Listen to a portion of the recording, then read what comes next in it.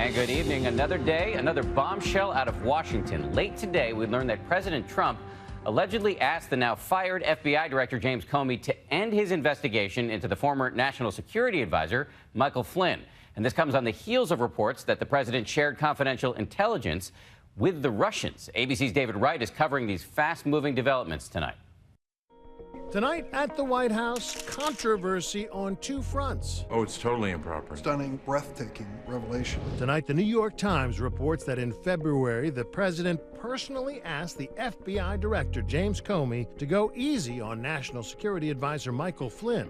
A source close to Comey tells ABC News the FBI director wrote himself a memo in February, the day after Flynn was fired for lying about his conversations with the Russian ambassador. "I hope you can let this go," the president allegedly told Comey. According to the source, he's a good guy. "I hope you can let this go." Comey didn't. Comey's memos are especially significant because this is what he wrote in real time immediately following his conversations with the president. ABC News has not seen Comey's memo. Neither has the New York Times, though sources did confirm its existence.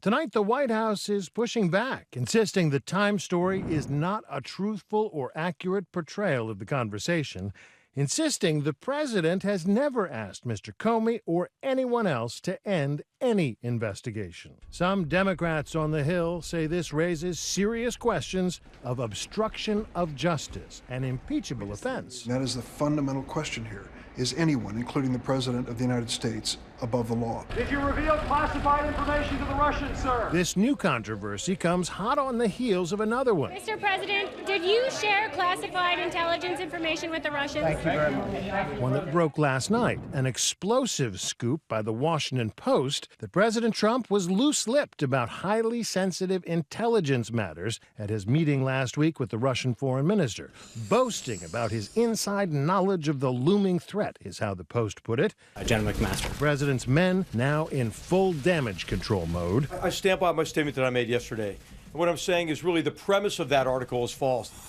The president's allies not happy. I think it would be helpful to have less drama emanating from the White House. This is a White House in chaos right now. They are trying to fend off this leak story. This, of course, falls on the heels of that bungled firing of the FBI director. Not at all what this White House wants to be dealing with right now. The sensitive intelligence the president is accused of sharing has to do with an active ISIS plot to hide bombs in laptop computers, able to avoid detection by airport screening machines. Last night, the president's national security advisor, H.R. McMaster, denied the story. There's nothing that the president takes more seriously than the security of the American people. The story that came out tonight, as reported, is false. Then, first thing this morning, the president confirmed he shared secrets with the Russians in a series of tweets. As president, I wanted to share with Russia at an openly scheduled White House meeting, which I have the absolute right to do, facts pertaining to terrorism and airline flight safety, leaving it to McMaster today to explain his rationale. So this was the context of the conversation in which it was wholly appropriate to share what the threat was as a basis for common action and coordination. So, did the White House make this story better today or worse? Every time there's some dramatic moment out of the White House and everybody scurries around to try to fix it, they tend to make it worse. Legally, the president seems to be on safe ground. Legally, he's in the clear. I mean, the president can declassify anything he wants to. If he wants to tell them the nuclear codes, I suppose that the president has the right to do that. But it's a judgment call on whether that was wise to tell the Russians. But these weren't American secrets the president was sharing, classified at code word clearance, the highest level, more secret than top secret. These were secrets the U.S. learned from a friendly foreign government, Israel. And that might not sit so well with the Israelis.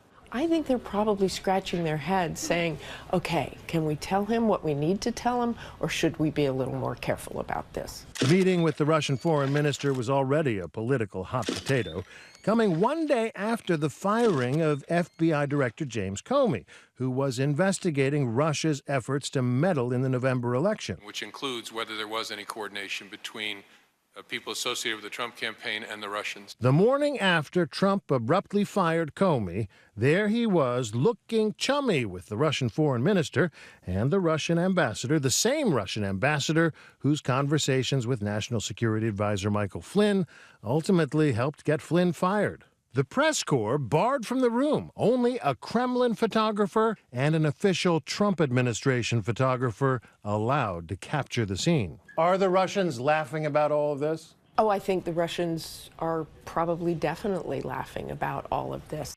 Today, the president invoked Comey's name in his own defense, suggesting the problem isn't what he told the Russians, but rather what leakers inside the room disclosed to the Post. I have been asking Director Comey and others to find the leakers in the intelligence community, he tweeted. The irony of that statement not lost on Democrats in Congress. Here he is now releasing real secrets directly to the Russians, and the irony of that is pretty astounding. During the campaign, Trump went after Hillary Clinton hammer and tongs.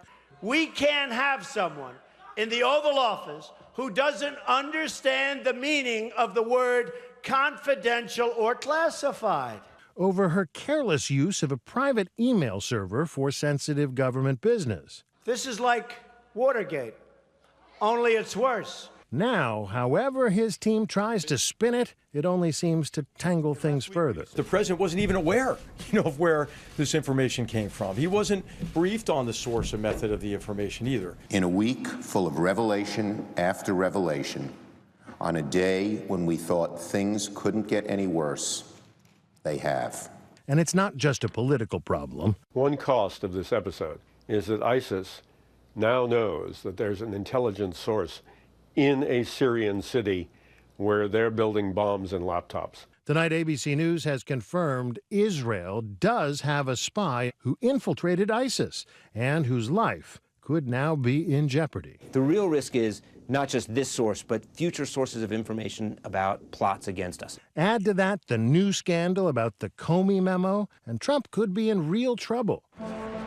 This weekend at the president's commencement speech at Liberty University, we met several Trump supporters who aren't entirely comfortable with the way he fired Comey.